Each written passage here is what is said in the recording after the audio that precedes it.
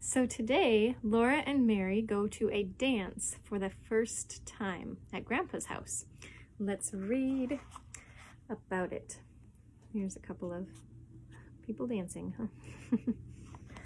All right, dance at Grandpa's. Monday morning, everybody got up early, in a hurry to get started to Grandpa's.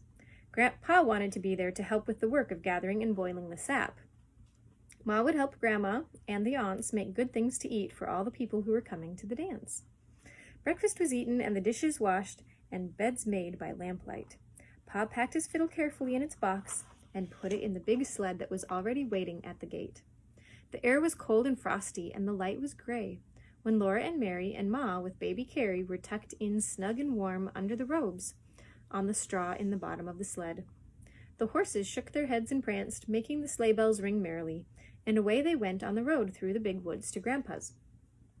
The snow was damp and smooth in the road, so the sled slipped quickly over it, and the big trees seemed to be hurrying on either side.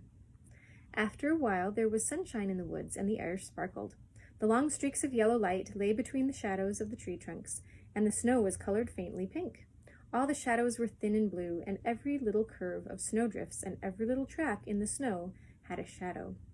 Pa showed Laura the tracks of the wild creatures in the snow at the sides of the road, the small leaping tracks of cottontail rabbits, the tiny tracks of field mice, and the feather-stitching tracks of snowbirds.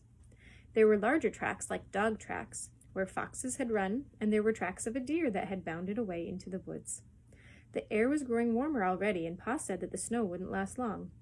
It did not seem long until they were sweeping into the clearing at Grandpa's house, all the sleigh bells jingling. Grandma came to the door and stood there smiling, calling to them to come in. She said that Grandpa and Uncle George were already at work out in the maple woods, so Pa went to help them, while Laura and Mary and Ma, with baby Carrie in her arms, went into Grandma's house and took off their wraps. Laura loved Grandma's house. It was much larger than their house at home. There was one great big room, and then there was a little room that belonged to Uncle George, and there was another room for the aunts, Aunt Dosha and Aunt Ruby, and there was the kitchen and a big cook stove. It was fun to run the whole length of the big room, from the large fireplace on one end all the way to Grandma's bed, under the window on the other end.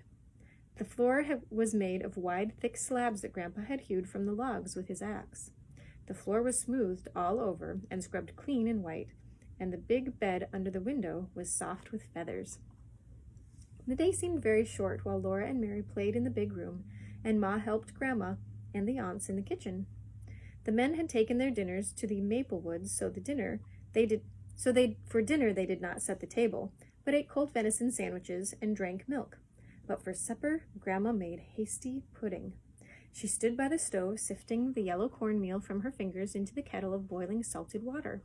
She stirred the water all the time with a big wooden spoon and sifted in the meal until the kettle was full of a thick, yellow, bubbling mass. Then she set it on the back of the stove where it would cook slowly.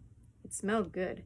The whole house smelled good, with the sweet and spicy smells from the kitchen, the smell of the hickory logs burning from clear, white, bright flames in the fireplace, and the smell of a clove apple beside Grandma's mending basket on the table. The sunshine came in through the sparkling window panes, and everything was large and spacious and clean. At supper time, Pa and Grandpa came from the woods. Each had on his shoulders a wooden yoke that Grandpa had made. It was cut to fit around their necks in the back and hollowed out to fit over their shoulders. From each end hung a chain with a hook, and on each hook hung a big wooden bucket full of hot maple syrup. Here's a picture of Grandpa with the yoke. See, it sits on his shoulders on the back side of his neck, and there's a curve cut out where his neck is there to sit correctly. Pa and Grandpa had brought the syrup from the big kettle in the woods. They steadied the buckets with their hands, but the weight hung from the yokes on their shoulders. Grandma made room for a huge brass kettle on the stove. Pa and Grandpa poured the syrup into the brass kettle, and it was so large that it held all the syrup from 4 big buckets. Then Uncle George came with a smaller bucket of syrup, and everybody ate the hot, hasty pudding with maple syrup for supper. Uncle George was home from the army. He wore his blue army coat with brass buttons, and he had bold, merry blue eyes. He was big and broad, and he walked with a swagger. Laura looked at him all the time she was eating her hasty pudding, because she had heard Pa say to Ma that he was wild. George is wild since he came back from the war, Pa had said, shaking his head as if he were sorry, but it couldn't be helped. Uncle George had run away to be a drummer boy in the army when he was 14 years old. Laura had never seen a wild man before. She did not know whether she was afraid of Uncle George or not. When supper was over, Uncle George went outside the door and blew his army bugle, long and loud. It made a lovely ringing sound far away through the big woods. The woods were dark and silent, and the trees stood still as though they were listening. Then, from far away, the sound came back, thin and clear and small, like a little bugle answering the big one. "Listen," Uncle George said. "Isn't that pretty?" Laura looked at him, but she did not say anything. And when Uncle George stopped blowing the bugle, she ran into the house. Ma and Grandma cleared away the dishes and washed them, and swept the hearth, while Aunt Dosha and Aunt Ruby made themselves pretty in their room. Laura sat on the bed and watched them comb out their long hair and part it carefully. They parted it from their foreheads to the napes of their necks, and then they parted it across from ear to ear. They braided their back hair in long braids, and then they did the braids up carefully in big knots. They had washed their hands and faces and scrubbed them well with soap at the wash basin on the bench in the kitchen. They had used more soap, not the slimy, soft, dark brown soap that Grandma made and kept in the big jar to use for common every day. Oh, they had used store soap from the store. They fussed for a long time with their front hair, holding up the lamp and looking at their hair in the little looking glass that hung on the long wall. They brushed it out so smooth on each side of the straight white part that it shone like silk in the lamplight. Here's a picture of Aunt Dosha and Aunt Ruby making themselves look pretty in the mirror.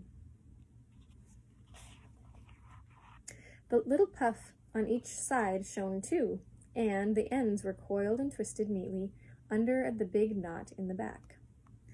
Then they pulled out their beautiful white stockings that they had knit of fine cotton thread in lacy open-work patterns, and they buttoned up their best shoes. They helped each other with their corsets. Aunt Dosha pulled as hard as she could on Aunt Ruby's corset strings, and then Aunt Dosha hung on to the foot of the bed while Aunt Ruby pulled on hers. "Pull, Ruby, pull," Aunt Dosha said breathlessly. "Pull harder."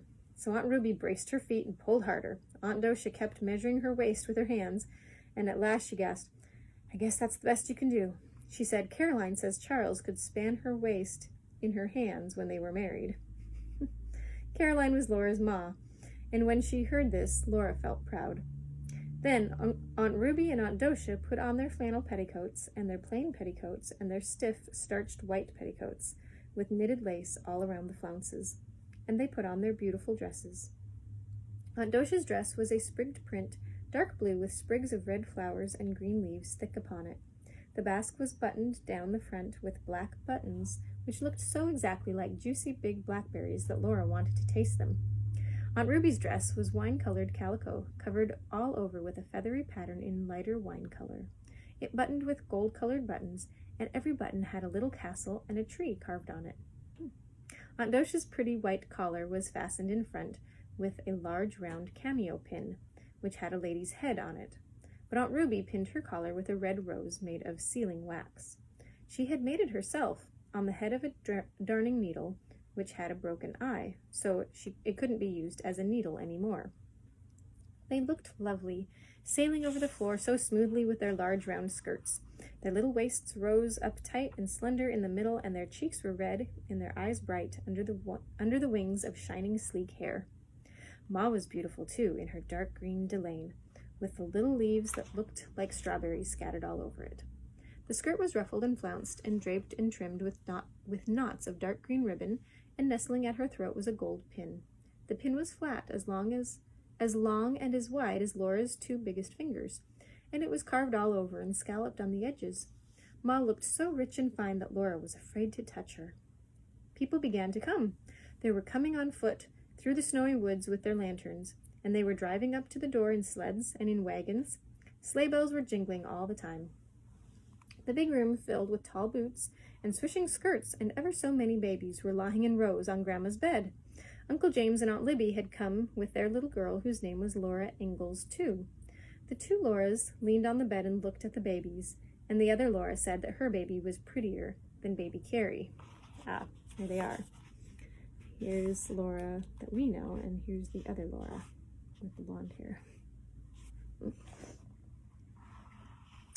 So, she said hers was prettier than baby Carrie. Oh, she's not either, Laura said. Carrie's the prettiest baby in the whole world. No, she isn't, said the other Laura. Yes, she is. No, she isn't. Ma came sailing over in her fine Delane and said severely, Laura. So neither Laura said anything more. Uncle George was blowing his bugle. It made a loud ringing sound in the big room, and Uncle George joked and laughed and danced, blowing the bugle.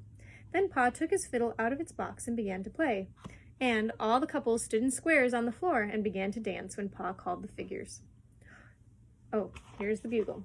He's playing his bugle. So, they're going to do square dancing, it sounds like, because Pa's going to call out what the dancers should do. Grand, right and left, Pa called out, and all the skirts began to swirl and all the boots began to stamp. The circles went round and round, all the skirts going one way and all the boots going the other way, and the hands clapping and parting high up in the air. Swing your partners, Pa called, and each gent bowed to the lady on the left. They all did this as Pa said. Laura watched Ma's skirt swaying and her little waist bending and her dark head bowing, and she thought Ma was the loveliest dancer in the world. The fiddle was singing, Oh, you buffalo gals, aren't you coming out tonight? Aren't you coming out tonight? Aren't you coming out tonight? Oh, you buffalo gals, aren't you coming out tonight to dance by the light of the moon? The little circles and the big circles went round and round, and the skirts swirled and the boots stamped, and partners bowed and separated and met and bowed again. In the kitchen, Grandma was all by herself, stirring the boiling syrup in the big brass kettle. She stirred in time to the music. By the back door was a pail of clean snow, and sometimes Grandma took a spoonful of syrup from the kettle and poured it on some of the snow in a saucer. Laura watched the dancers again. Pa was playing the Irish washerwoman now. He called, Do-si ladies, do-si-do, come down heavy on your heel and toe. Laura could not keep her feet still. Uncle George looked at her and laughed. Then he caught her by the hand and did a little dance with her in the corner. She liked Uncle George. Everybody was laughing over by the kitchen door. They were dragging Grandma in from the kitchen. Grandma's dress was beautiful. Grandma's dress was beautiful, too. A dark blue calico with autumn-colored leaves scattered all over it. Her cheeks were pink from laughing, and she was shaking her head. The wooden spoon was in her hand. Here's a picture of Pa playing his fiddle. Some people sitting and watching. Here's Uncle George dancing with Laura in a big room to dance in. The wooden spoon was still in Grandma's hand. She said, I can't leave the syrup. But Pa began to play the Arkansas Traveler, and everybody began to clap in time to the music. So Grandma bowed to them, and all did a few steps by herself. She bowed to them all and did a few steps by herself. She could dance as prettily as any of them. The clapping almost drowned the music of Pa's fiddle. Suddenly, Uncle George did a pigeon wing and bowed low before Grandma. He began to jig. Grandma tossed her spoon to somebody, and she put her hands on her hips and faced Uncle George. And everybody shouted. Grandma was jigging. Grandma clapped her hands in time to the music, with all the other clapping hands. The fiddle sang as it had never sung before. Grandma's eyes were snapping and her cheeks were red, and underneath her skirts her heels were clicking as fast and as the thumping of Uncle George's boots. Everybody was excited. Uncle George kept on jigging, and Grandma kept on facing him, jigging too. The fiddle did not stop. Uncle George began to breathe loudly, and he wiped sweat off his forehead. Grandma's eyes twinkled. You can't beat her, George, somebody shouted. Uncle George jigged faster. He jigged twice as fast as he had been jigging. So did Grandma. Everybody cheered again. All the women were laughing and clapping their hands, and all the men were teasing George. George did not care, but he did not have enough breath to laugh. He was jigging. Pa's blue eyes were snapping and sparkling. He was standing up, watching George and Grandma, and the bow danced over the fiddle strings. Laura jumped up and down and squealed and clapped her hands. Grandma kept on jigging. Her hands were on her hips, and her chin was up, and she was smiling. George kept on jigging, but his boots did not thump as loudly as they had thumped at first. Grandma's heels kept on clickety-clacketing, and the drop of sweat dripped off George's forehead and shone on his cheeks. All at once, he threw up both arms and gasped, "I'm beat," and he stopped jigging. Everybody made a terrific noise, shouting and yelling and stamping, cheering Grandma. Grandma jigged just a little minute more, and then she stopped. She laughed in gasps. Her eyes sparkled just like Pa's when he laughed. George was laughing too, and was wiping his forehead on his sleeve. Suddenly, Grandma stopped laughing. She turned around and ran as fast as she could into the kitchen. The fiddle stopped playing. All the women were talking at once, and all the men teasing George, but everybody was still for a minute when Grandma looked like that. Then she came to the door between the kitchen and the big room and said, "The syrup is waxing. Come and help yourselves." Then everybody began to talk and laugh again. They all hurried to the kitchen for plates and outdoors to fill the plates with the snow. The kitchen door was open and the cold air came in. Outdoors, the stars were frosty in the sky, and the air nipped Laura's cheeks and nose. Her breath was like smoke. She and the other Laura and all the other children scooped up clean snow with their plates. Then they went back into the crowded kitchen. Grandma stood by the brass kettle, and with the big wooden spoon, she poured hot syrup on each plate of snow. It cooled into soft candy, and as fast as they cooled it, they ate it. They could eat all they wanted, for maple syrup never hurt anybody. Maple sugar never hurt anybody. There was plenty of syrup in the kettle and plenty of snow outdoors. As soon as they ate one plateful, they filled their plates with snow again, and Grandma poured more syrup on it. When they had eaten the soft maple candy until they could eat no more of it, then they helped themselves from the long table loaded with pumpkin pies and dried berry pies and cookies and cakes. There was salt rising bread too, and cold boiled pork and pickles. Oh, how sour the pickles were! They all ate until they could hold no more, and then they began to dance again. But Grandma watched the syrup in the kettle. Many times she took a little of it out into the saucer and stirred it round and round. Then she shook her head and poured the syrup back into the kettle. The other room was loud and merry with the music of the fiddle and the noise of the dancing. Here they are while they were gathering all their food. Quite a feast. Here's Grandma dipping out the syrup.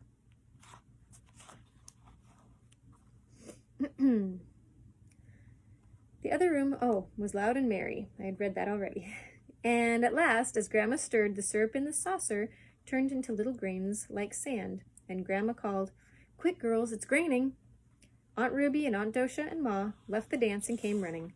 They set out pans, big pans and little pans, and as fast as Grandma filled them with the syrup, they set out more. They set the filled ones away to cool into maple sugar. Then Grandma said, "Now bring the patty pans for the children." There was a patty pan, or at least a broken cup or a saucer, for every little girl and boy. They all watched anxiously while Grandma ladled out the syrup. Perhaps there would not be enough. Then somebody would have to be unselfish and polite. There was just enough syrup to go around. The last scrapings of the brass kettle exactly filled the very last patty pan. Nobody was left out. The fiddling and the dancing went on and on. Laura and the other Laura stood around and watched the dancers. Then they sat down on the floor in the corner and watched. The dancing was so pretty and the music so gay that Laura knew that she could never get tired of it. All the beautiful skirts went swirling by, and the boots went stamping, and the fiddle kept on singing gaily. Then Laura woke up, and she was lying across the foot of Grandma's bed. It was morning. Ma and Grandma and baby Carrie were in the bed. Pa and Grandpa were sleeping rolled up in blankets on the floor by the fireplace. Mary was nowhere in sight. She was sleeping with Aunt Dosha and Aunt Ruby in their bed. Soon everybody was getting up. There were pancakes and maple syrup for breakfast. And then Pa brought the horses and the sled to the door. He helped Ma and Carrie in, while Grandma picked up Mary and Uncle George picked up Laura, and they tossed them over the edge of the sled into the straw. Pa tucked in the robes around them, and Grandpa and Grandma and Uncle George stood calling, "Goodbye, goodbye," as they rode away into the big woods going home. The sun was warm, and the trotting horses threw up bits of muddy snow with their hooves. Behind the sled, Laura could see their footprints, and every footprint had gone through the thin snow into the mud.